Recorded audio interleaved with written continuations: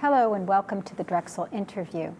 I'm your host, Paula Morantz-Cohen, speaking to you from the Leonard Pearlstein Gallery in the Antoinette Westphal College of Media Arts and Design at Drexel University.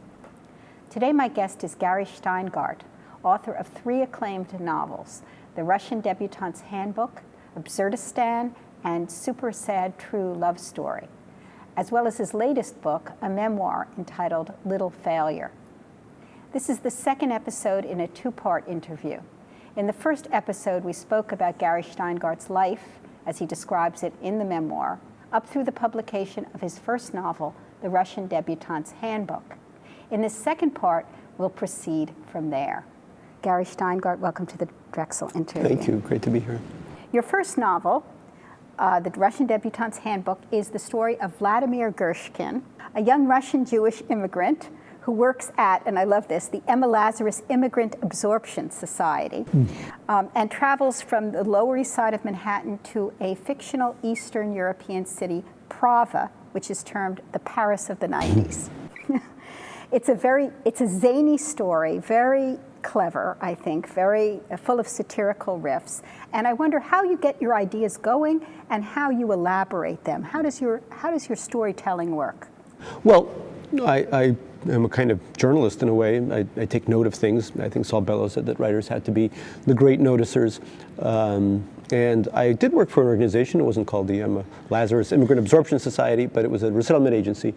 And I had this crazy client who kept attacking people with his crutches, this old Soviet guy with war medals all over his chest.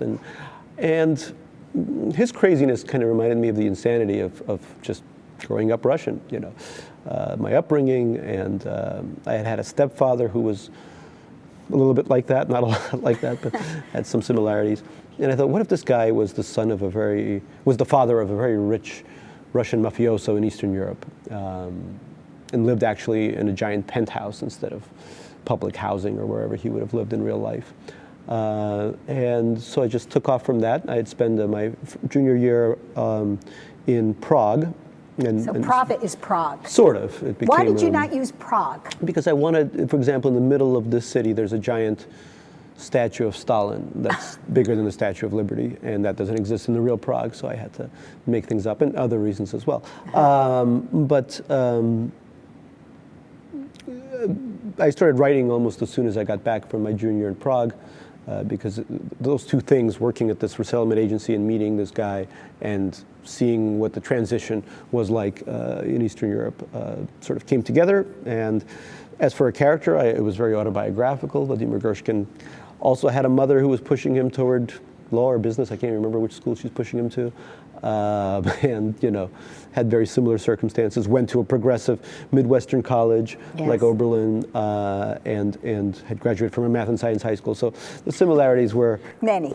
Yeah. But also divergences, too. I mean, very wonderful riffs. Right. Yeah. And Absurdistan, your second novel, seemed to me to do that, too, but even more extravagant. Right. Misha Weinberg. Misha Weinberg. Yeah. Weinberg, yeah, but spelled Weinberg. Weinberg, yeah. Weinberg. Terrific name, I think. Yeah, Misha. Yeah. So the work is sort of surreal, a futuristic gangster saga, would you say? Well, it's not futuristic. It was actually set in, I'd spent a summer in Azerbaijan, Georgia, all the ex-Soviet republics. Azerbaijan was becoming very rich with oil. And I remember being at a hotel, I think it was the Hyatt Hotel, sitting by the pool. And there were all these prostitutes there looking to sell their bodies. And the Halliburton boys had moved in. And the hookers were shouting, Golly Burton, in Russian. The H is a G. And I just took off from there. I thought, my God, what a world we live in when prostitutes in Baku know the name of this giant corporation that Americans know very well, too, because this was the George W. Bush era, and Halliburton and KBR, Kellogg Brown and Root were making headlines all the time. So there I was, sort of in the middle of this oil prostitute frenzy, and I thought, this deserves a book, you know. It's such a dystopic, satirical vision. There's a short passage I'd like you to read in which you describe something about the main character's father with respect to another Russian gangster entrepreneur. Right. The Misha's father is the 1,238th richest man in Russia, but then he gets assassinated, and by a rival, and we find out why that happened. The rival is named Oleg the Moose. Oleg the Moose. Oleg the Moose. Oleg the Moose and my papa were once friends and Confederates. They had opened a graveyard for new Russian Jews, famous for its designer tombstone that featured the latest S-model Mercedes superimposed over a kind of ballistic menorah. As a follow-up, they were going to build a chain of American hero sandwich shops on Nevsky Prospect. The interior of several landmark 19th century palaces had been completely wiped out and festooned with inflatable fries and man-sized Pepsi bottles. But then, just at the stage where each investor could smell the sweaty odor of roast beef bathed in oil and vinegar, Papa and the Moose, goaded by their various relations and bookkeepers, went on the path of war. Your ability to refer to the globalized consumer society, as well as the bureaucracy of the world, is really quite inspired. And you relish it, it seems to me, as well as satirize it. Well, I grew up in the Soviet Union and a system without consumer goods, obviously, and a terrible system all around. But the excesses of that system were meant to go away. They just didn't make any sense for ordinary people, so the system collapsed. But the excesses of capitalism aren't as easy to get rid of because they're so inviting and enticing to so many people. If you're living in a country like the Soviet Union, which was basically the third world by the time it collapsed, you wanted everything America had to offer. We had almost nothing American or Western growing up in Russia. There was a cheap blue plastic record with an ABBA cover band and the song Money, Money, Money. That was our introduction to the West. So these books, I think that they treat that kind of consumerism not with the same hatred that obviously I had for these totalitarian systems, but as an object of concern, because a little of this goes a long way. And it's very easy for people to substitute real things like culture and language and literature, to substitute them with Mercedes S-Class sedans and designer threads. And this is what happened after the collapse of the Soviet Union. There was this substitution of all the wonderful things that existed. The fact that people were obsessed with literature, that they made photocopies of banned books like Nabokov's Lolita and would pass it around from one person to the next. All that was wiped away almost immediately and replaced by consumer goods. And the endless, consumer goods began to define how people thought of themselves, even more so than in the West. Is there a certain nostalgia that you feel then for that? Was there a purity? I guess this sounds maybe cliched and also simplistic, but a purity to that earlier time of deprivation when other things, more valuable things, took precedence. No, there's not really nostalgia. The system wasn't great at all, but there's a middle ground. There are places. New York used to be a place where there was a lot of creative people living amongst other middle-class people.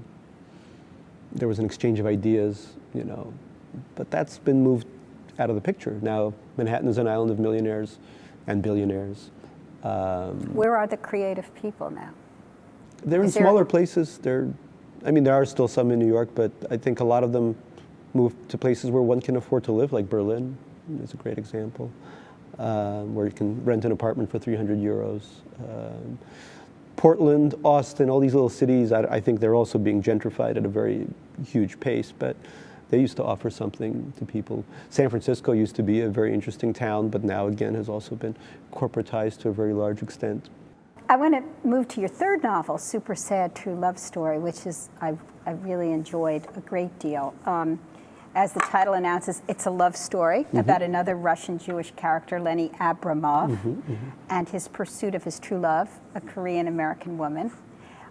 You seem to have a good grasp of aspects, obviously, of Russian immigrant culture, but also of Korean immigrant culture. And I know you are married to a Korean American woman. So is a lot of that material taken from Not really. her family? No, because I wrote the book before I even met her. So Really? Yeah. So no. That's really interesting. Yeah, but I've known Koreans all my life. I went to Stuyvesant, where Okay. there was no shortage of any Asian group. And my mentor was Changri Lee. So, and I dated several Korean girls before meeting my wife. So there was definitely a lot of, I knew the culture pretty well. And I was always been fascinated by it. It seemed to remind me of Soviet Jews quite a bit.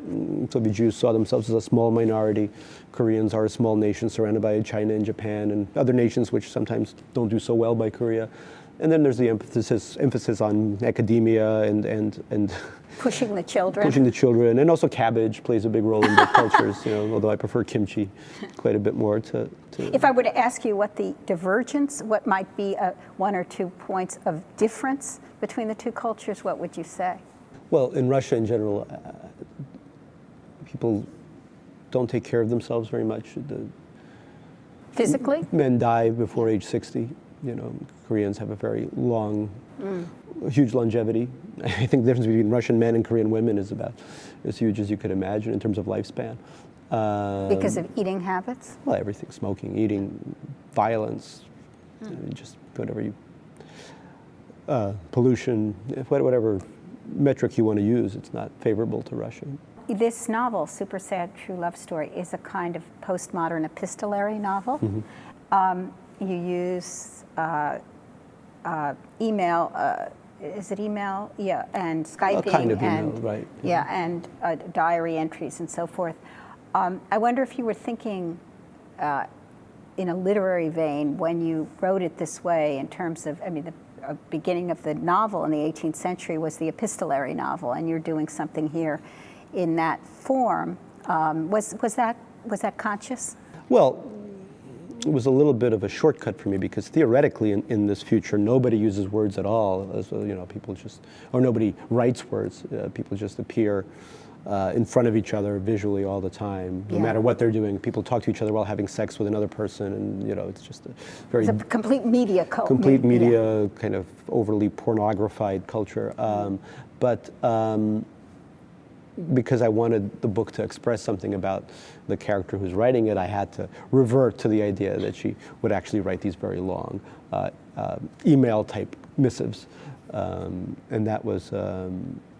But I wanted, you know, the book starts out with Lenny being this sort of a person, an analog person in a fully digital world, and he's in love with this younger woman, Eunice, who is fully digital. All she does is shop online all day. And so the reader usually finds, because the reader is still reading books, and nobody reads books in this world except for my hero, Lenny. So the reader first maybe identifies more with Lenny, but I wanted Eunice to be a smart person, simply destroyed by the society around her. And as the novel continues, I hope that the reader's empathy shifts toward her and away from Lenny in a way.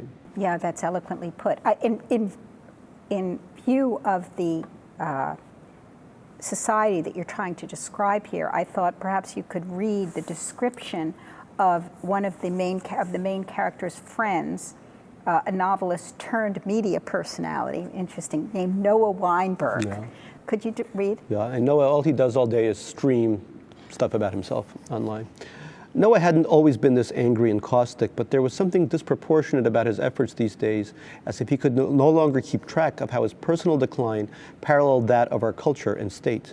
Before the publishing industry folded, he had published a novel, one of the last that you could actually go out and buy in a media store.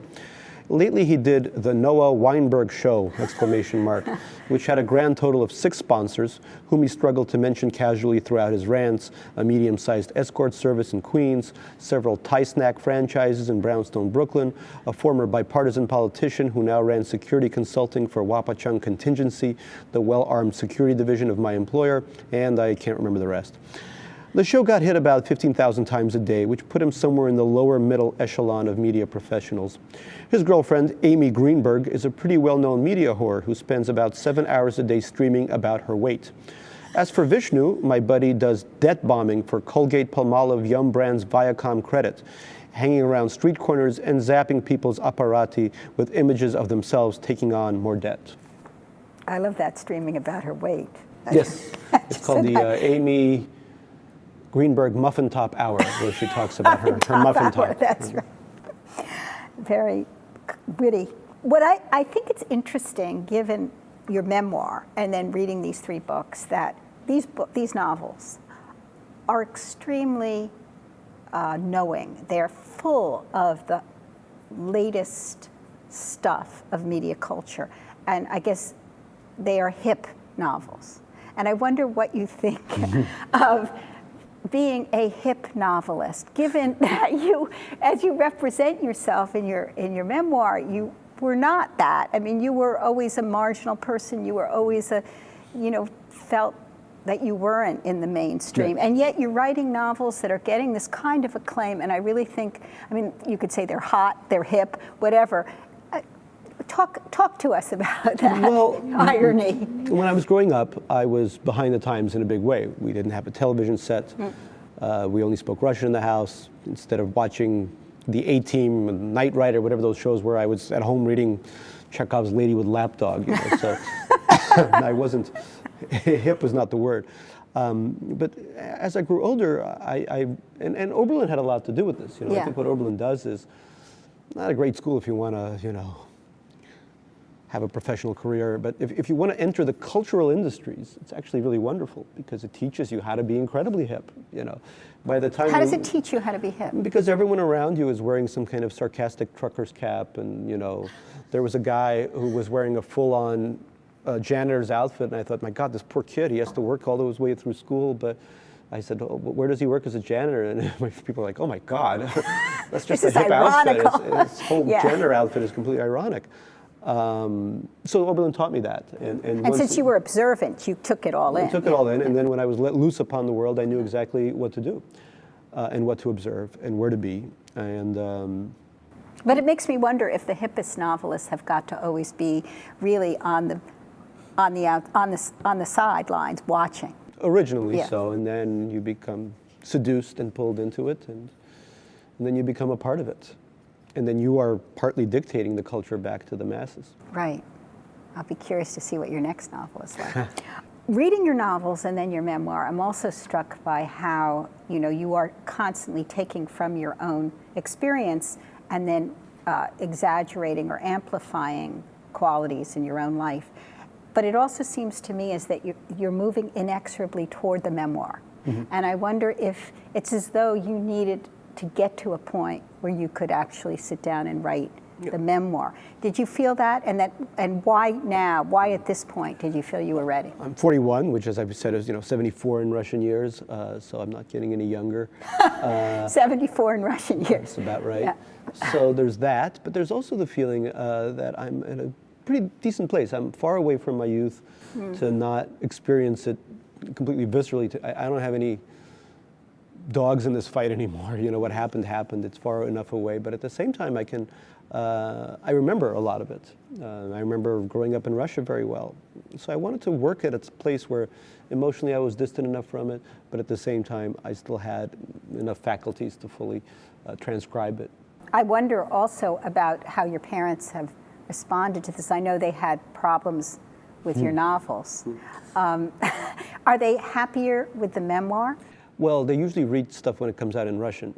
The 3 novels have been translated into Russian. I don't know what's happening with this book yet, so we will have to wait until... But have they read the reviews, or are they aware of the huge, it's a huge amount of hoopla surrounding this book? I think my parents have always been proud of my work. I think they haven't always agreed with how it portrays the Russian immigrant experience, or how it portrays... politically, they're very different than I am. They remain very conservative. So there's a lot of differences, but I think they are very proud. I also wonder about the Russian Jewish community because, I'm thinking about someone like Philip Roth, who had such an effect for a while until he became the darling of a certain American Jewish community. How are you seen within the Russian Jewish? Have you any idea? Well, I remember when this book came out, my first reading in New York, a woman got up and said, a Russian woman said, and she was middle-aged, and she said, "It's people like you and Philip Roth and Woody Allen who are killing Judaism." And then she came up with her daughters and said, "Oh, my daughters are your biggest fans. Please sign my book." Can you take a picture with them?" So there could be a generational rift, but I think people of my generation, the ones I met, and I can't speak for everyone, but when I do these readings and they come out, what I usually get is, Americans may have seen this kind of parenting as way off the charts. You don't call your child little failure, and but people would say, I would sign books to little failure / failed paralegal, and these people would sometimes be crying almost and wiping away tears because they feel this is how they grew up too. So what to Americans seems outrageous, to them seems just like the way people are brought up by post-Soviet parents. So for you to present this, it's a catharsis for them. It would seem so, although many of them also tell me, I haven't been able to pursue the life I wanted. In extreme cases, I haven't even settled down with the kind of person I would want to be with, because I'm, and you don't just hear this from Soviet children, but from children of many immigrant groups who come from very tight-knit families where you're expected to be an extension of your parents and to do what they want you to do. So it's very hard for them. Yeah. Maybe only the next generation is able to break out, but that generation it sometimes works for them, it sometimes doesn't. At the end of your memoir, the last 10 pages or so are, I thought, a radical shift in tone.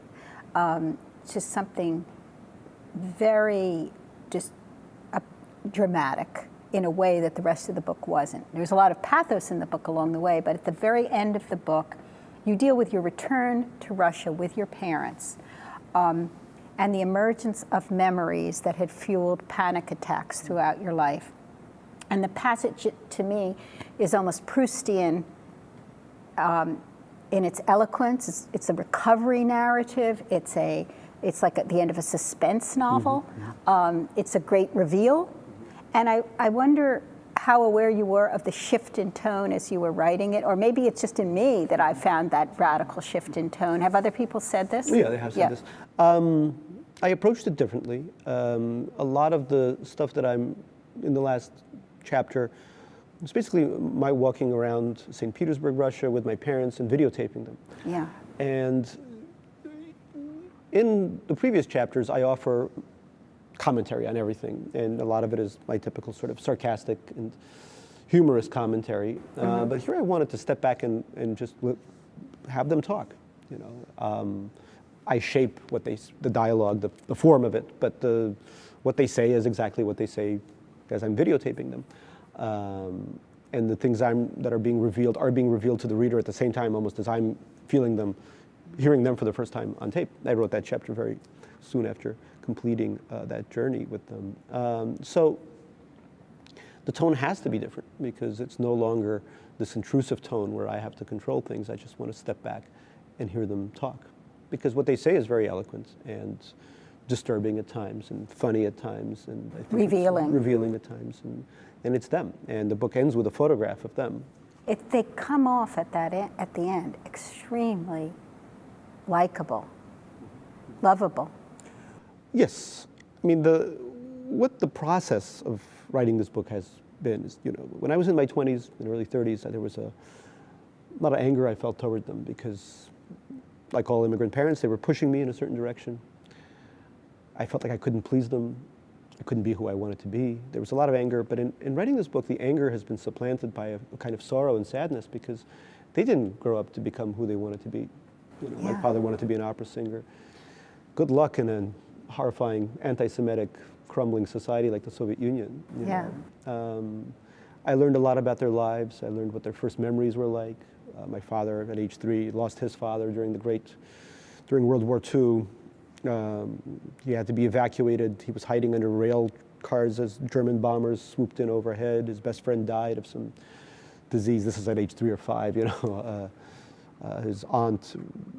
his cousin jumped out of a window being pursued by rats because rats were trying to eat children. I mean, and then he would hide under this table crying and wishing to go back in time to kill Hitler so that his own father would live, and at the same time singing opera, and this is why he wanted to be an opera singer so much. So this was the background. On my mother's side, she has a photo album that's devoted to Uncle so-and-so and his family buried alive, Belarus, 1943. You know, no Cape Cod pictures, vacation pictures there. You know? So that was their background. Yeah. And given that, they did the best they could. You know, this is the realization, I think, at the end of the book. Yes, and it comes through very eloquently. I wonder for your next or some subsequent book, if you would ever, can you imagine writing a book without a Russian? Yes, the next book is Russian-free. Yeah. Russian-free?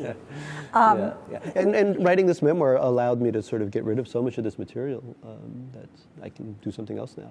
It was important for me to do this because I'll come back to this theme, of course, but I want to try something completely different. Writing Eunice Park in Super Sad True Love Story, the Korean American, was very eye-opening for me and challenging, but also a lot of fun. And I want to go back to that kind of, not necessarily Eunice Park, but... Right, and I will say that that was as vivid a character as the Russian character was the Korean American character. So I'm looking forward to your next book. Thank you. I want to thank you, Gary Shteyngart, for being with us today. It was wonderful. Thank you. And thank you for joining us today at the Drexel Interview.